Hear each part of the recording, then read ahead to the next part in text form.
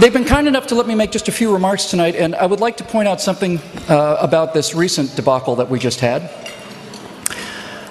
And I think the fundamental issue for me for the takeaway is the problem that we've had as conservatives and Republicans for the longest time, and I mean for 10, 15, 20 years now, certainly since Ronald Reagan, is that as conservatives we do not believe our own philosophy. Certainly that's true for most Republican politicians, with the notable exception of Ms. Bachmann, who's sitting here tonight, and who we'll hear from later on. But the fact is, the GOP leadership and all of the national level candidates, again with one or two exceptions, are victim of Stockholm Syndrome.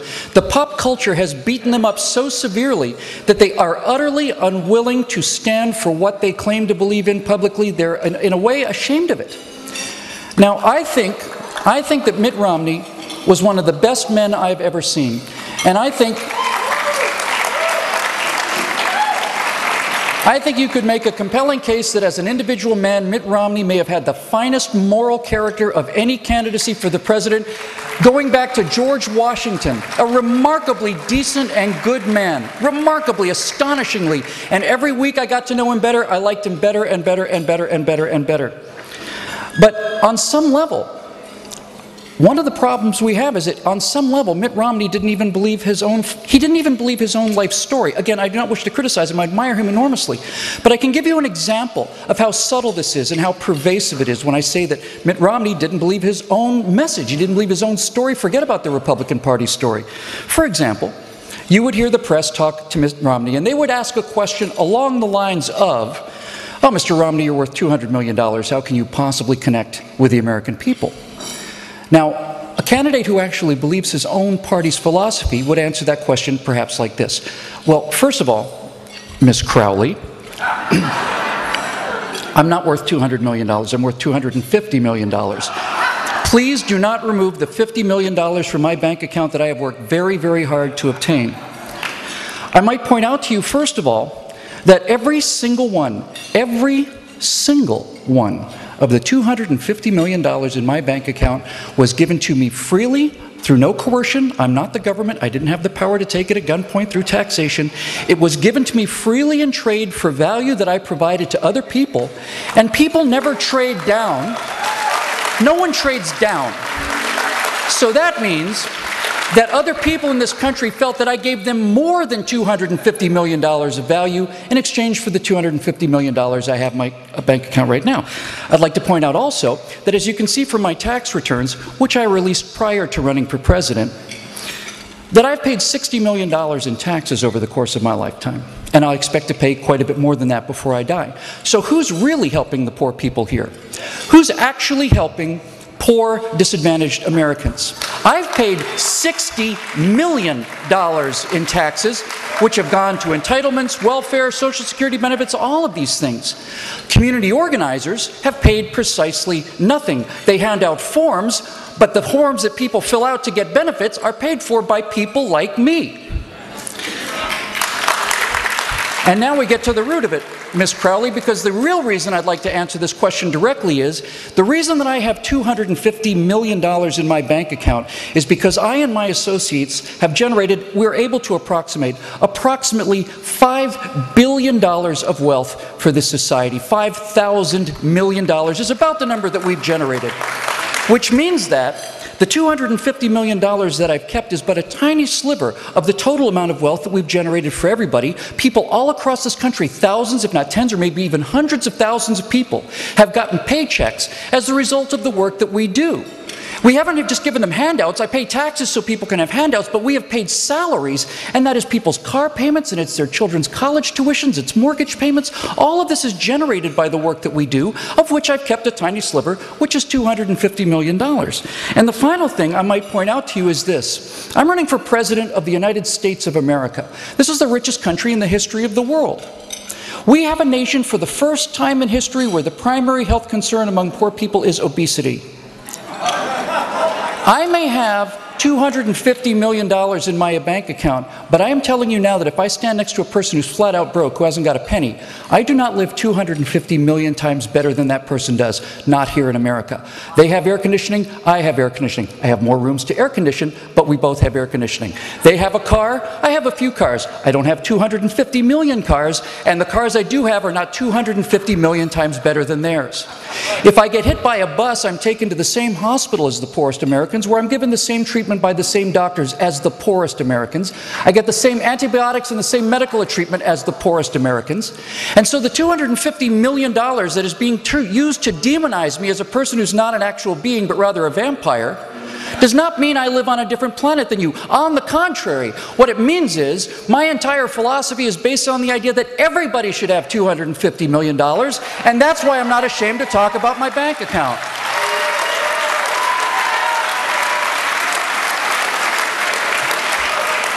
And you can hear it again and again and again and again. Mr. Romney, you have $40 million in your assets overseas, in overseas accounts. Would you like to explain that to the American people? I'd be delighted to explain it to the American people. I'm a money manager. My job is to put my money in the smartest place on earth. So, I have $40 million in overseas accounts, including Switzerland and the Cayman Islands. And rather than talking about whether or not I have money overseas, why don't we talk about why I have my money overseas? Why don't we talk about the fact that the United States of America has the 40th highest corporate tax rate, where we used to be the lowest tax rate in the world, now we're number 40? Why is it that we're not talking about the policies and the procedures that this president and this administration have put in place that make the smart play putting my money overseas? Why don't we talk about changing the rules so that money managers and wealthy people from all over planet Earth are putting their money in America like they used to? Why don't we have that conversation? No. We don't have that conversation because we don't believe our own story. Now, because I get up and talk in front of groups like this every now and then, somebody says, well, Bill, are you going to run for office? I say, no, thank you. I have no interest in it, none whatsoever. And when people say, well, you make an interesting president, I'd say, there's no way that I could be president of the United States.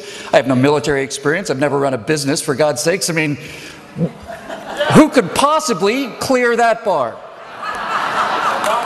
The great thing about President Obama is he's actually left the presidential bar on the floor. Anyone can walk over that bar now. If Barack Obama can be president of the United States, literally anybody in the planet can be president of the United States.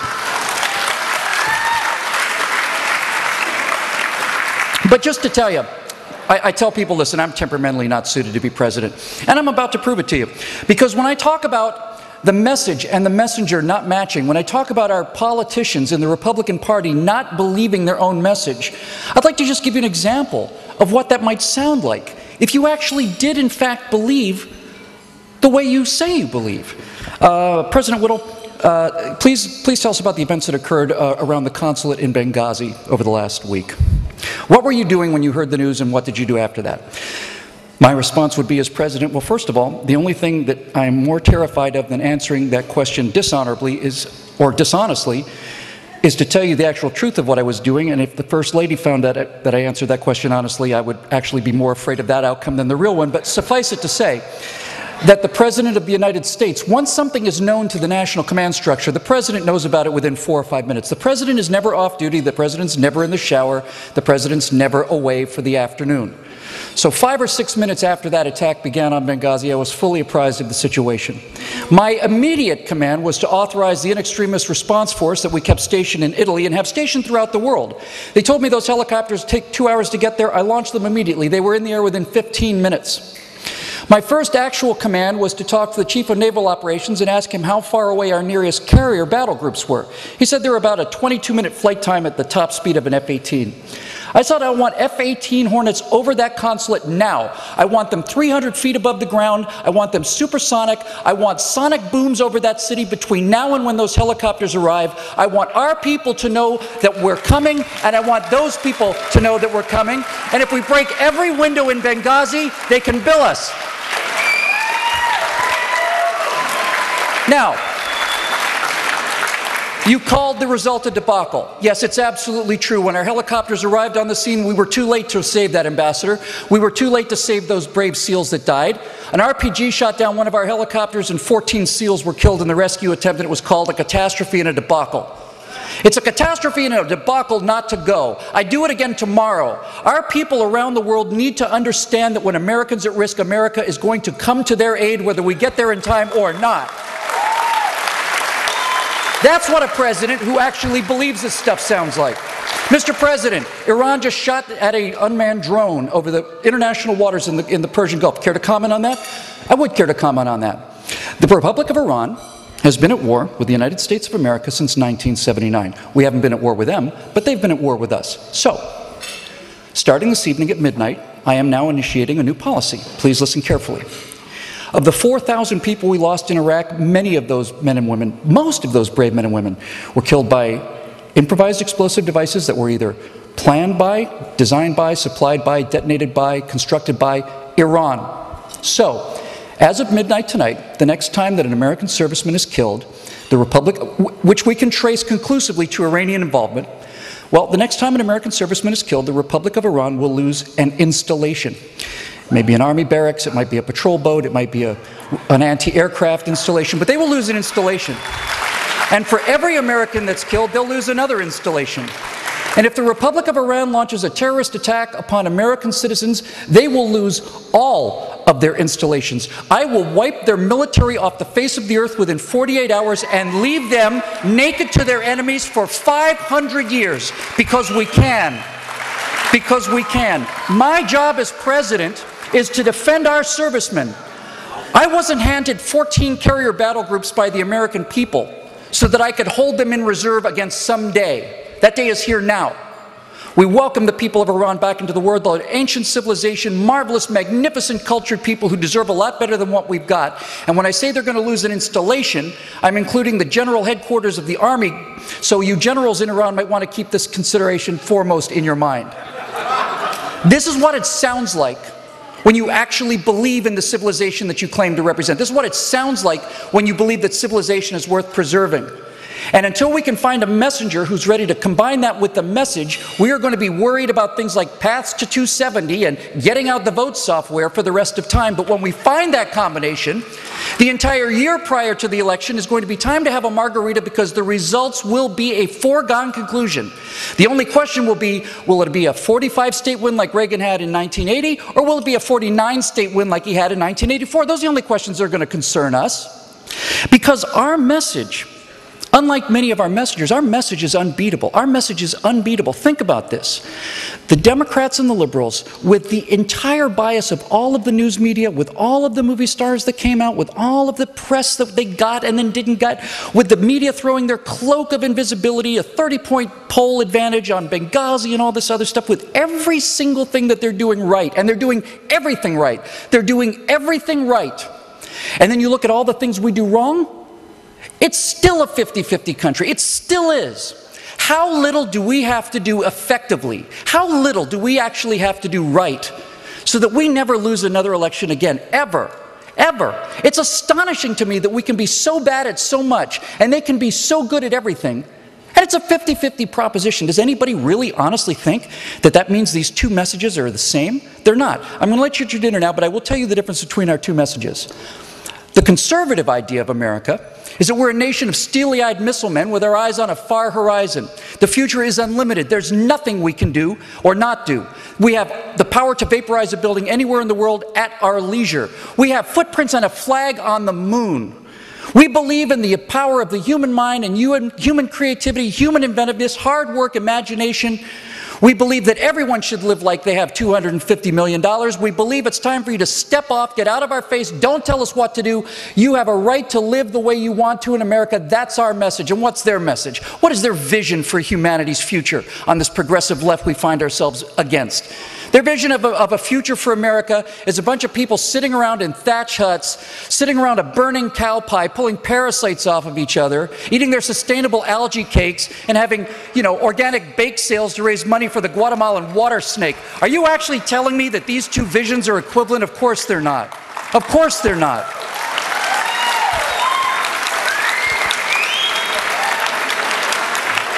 I'm going to make a bold prediction here. A bold prediction. I predict the next president of the United States, I'm convinced he's going to be a conservative, I'm convinced he's going to be a Republican. But I'm going to go against expectation here and tell you that I think the next president of the United States is going to come from the pop culture, from the general culture. Because you cannot run against your own mythology and win, ever. When they own the mythology, we will never win. So our next president is going to be a man who can answer a question like this. Mr. President, please tell us about your opinion on the Second Amendment. And a president who comes from the pop culture will be able to turn to the people of this country and say, well, the Second Amendment is the document that allows me to carry this handgun right here. I have this handgun so that I can kill bad guys. And if you don't think that's important, next time you go to the next James Bond movie, you imagine him going on that mission armed with a sternly worded letter from the United Nations. That's why we have a Second Amendment. Enjoy your dinner, and we'll see you a little bit later on tonight.